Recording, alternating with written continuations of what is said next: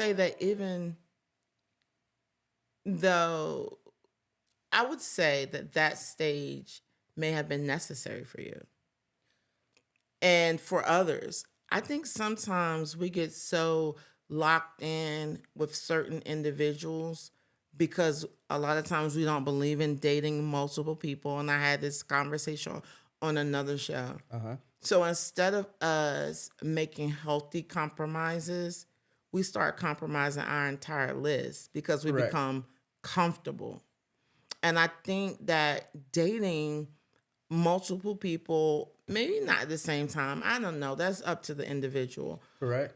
Or having a variety to see what you really like instead of settling for what you got. Correct. I Correct. believe it's necessary, and I think it helps with the self-awareness because you can then begin to see that, hey, I really don't like that. I thought I may have liked that, but I don't. And then maturity also helps us wean out certain things. Correct. Because what I liked at 22, I mean, I like at 32. Yes. A maturity will help us grow up quite a bit. Experience helps us grow up quite a bit. You was wanting to say something? Well, I I want was to cut going you to off. say on all of those levels, I absolutely agree. But those that choose to date multiples or even at the same time, I was one of those that chose to date all at the same time. I was intentional about being truthful all the way up Absolutely. front. That's a plug. That's a nugget, and I said that too. Yes. But it was astounding at that time because it seemed the more brutally honest I was, the more acceptance I received by me saying, hey, before I hand you my number, I just want to let you know I'm dating a few other people at the moment. And it worked from, I think at that time, somewhere between hood rat to MD doctor. They all said, well, at least you'll let me know what I'm getting into. Plug, fellas. I get it. Some women can't handle that, or they'll go in accepting it. But as you navigate that course with them, they become upset, and you be like, hey, I told you up front. But I will say, mature women do respect honesty because you're not making a decision for them. Right. And women who are confident in themselves and in the dating arena of men dating multiple women, oh, it's okay. You don't gotta give up yours. I don't gotta give up mine right now because Correct. we dating. Correct. We haven't said anything is final. And 9 times out of 10, because I don't believe 100% of most things, 9 times out of 10, if a man is truthful enough to tell you that he's dating multiple women, he'll be truthful enough to be in a relationship and let you know when those women are gone. Because men that tell you stuff up front, the likelihood of them continually lying about things is very small. It's very minimal because they had the courage to tell you what it is. Sometimes when a man tells us what it is, we don't take it for what it is. Right. We have this delulu state on what we think we heard, or we come into dating and think that, hey, okay, yeah, he dating them now, but he won't be dating them when I finish with him. And then 5 weeks later, we want to know why he ain't got rid of him. Well, you're not the one. So now you got to make a decision if you're still okay with that. Correct. And don't settle if you're not. Be confident enough in yourself to chuck the deuces if that's not what you want, which also ties into the self-awareness piece. Yes. I agree wholeheartedly. Right. It's not for the faint of heart. No. That's why intentional dating, I feel like a lot of people don't do it. Because with intentional dating, there is criterion with that intent. And those that date for distractions, I'm not going to say that they're not honest. I think they may be. But I think sometimes we just don't notice it. That's a fair assessment. I think sometimes, especially when you're trying to date to fill a void, Correct. then you start accepting things that are unhealthy, unhealthy relationships, unhealthy communication, unhealthy behaviors, because now you're trying to fill a void because you're not healed. Correct. And if we just look at void, period, in a person, you could pull the puzzle piece out of dating and insert alcohol or insert drugs or insert shopping, anything that can be a vice, Right. that can then turn into something unhealthy. So again, trying to make sure you take the time to either go to therapy, find an advisor, find a friend, anything that can help get what's inside out to be able to hear it here first and not just think it. Because when I decided to go to therapy to truly understand myself, sometimes saying stuff out loud, even though I'd had that thought running through my head for years, verbalizing it out loud to somebody that I didn't know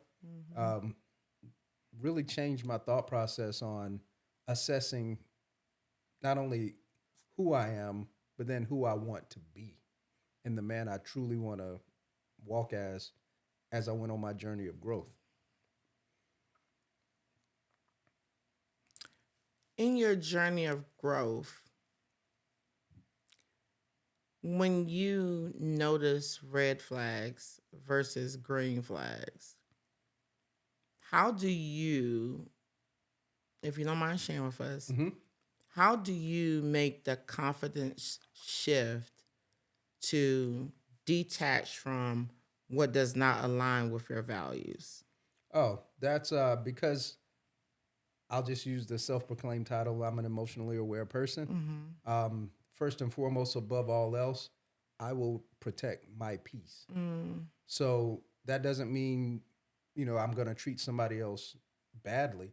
But at the end of the day, if there is a red flag that pops up for me and we've already had those conversations about, what my trigger might be versus what your trigger might be. And that flag does allow itself to show, I can confidently say, in my phrase, 10 toes down, hey, this isn't for me. This is not the environment I choose to exist in. And I think it's time for us to part ways. I think sometimes as women, though, and I can speak for all women, just like you don't speak for all men. Correct. I think sometimes we fail to allow the man to chase us. I think as women, we pursue men a bit much sometimes. And I get being a strong woman because I'm very strong. And I'm not saying women can't shoot their shot. Okay, I'm not because saying I was going to ask that. I'm not saying that at all. Maybe I need to let me backpedal a little bit. I don't do that too often, but I'll do that right now. I feel that sometimes we instead of aligning, we settle. Okay. And there's a difference. Yes. Settling means I potentially set out to accept what I really don't want. Correct. Versus aligning where we are currently in a relationship. And sometimes we overplay our position. And once we start overplaying our position, sometimes the person we're dating doesn't play their position up higher anymore. Does that make sense? I think I'm picking up what you're putting down there. Tell me what you heard. So I stole that line from him. Yes. So what I gathered from what you were saying was that if there's a relationship and whether it be a traditional role between a man and between two partners or an untraditional role where I'll just speak about what I know. Okay. So a traditional role between a man and a woman where the man does these laundry list of things and the woman does these laundry list of things.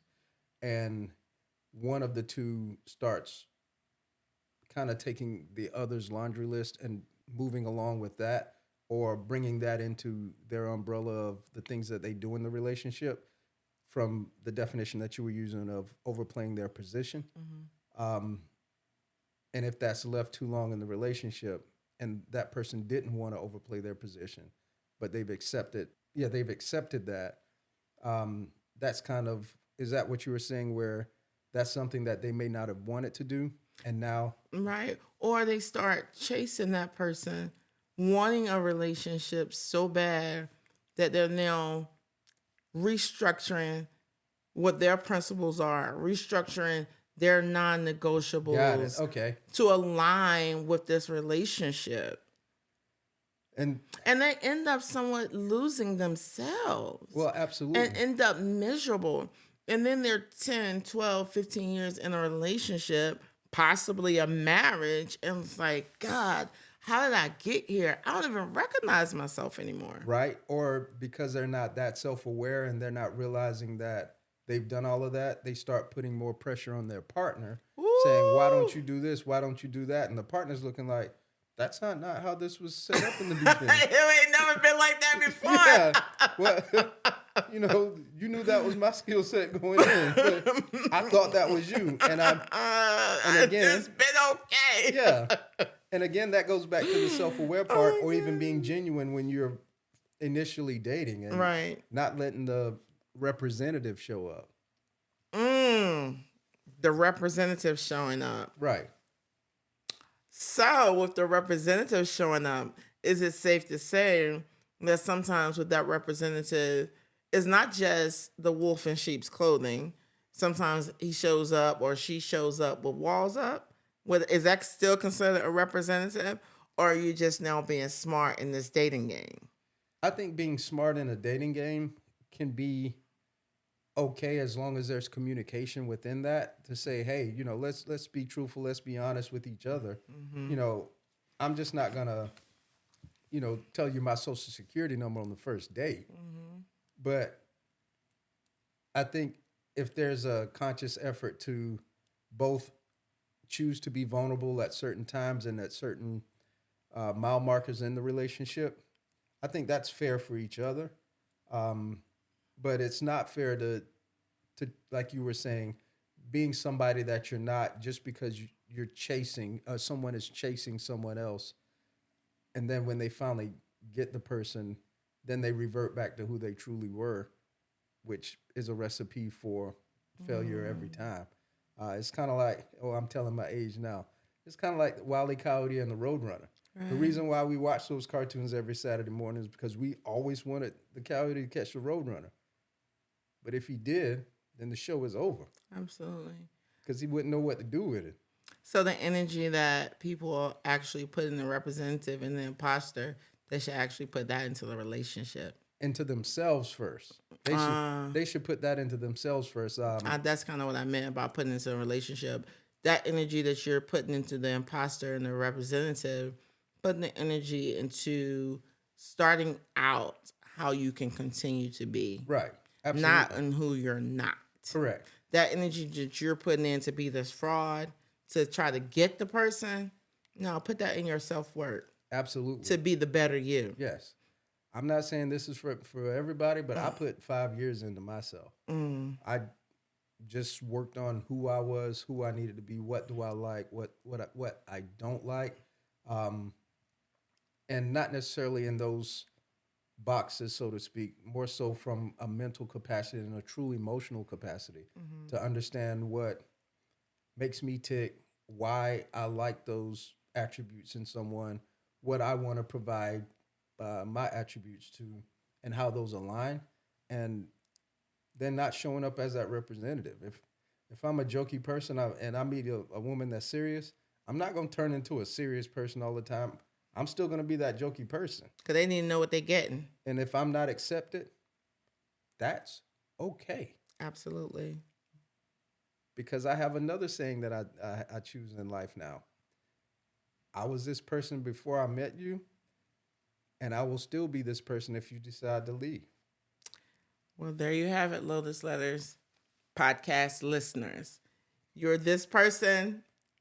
Say it again. I was this person before I met you, and I'm on a journey in growth, but I'll still be at my core this same person if you decide to leave. And that's just in the beginning, like using that analogy.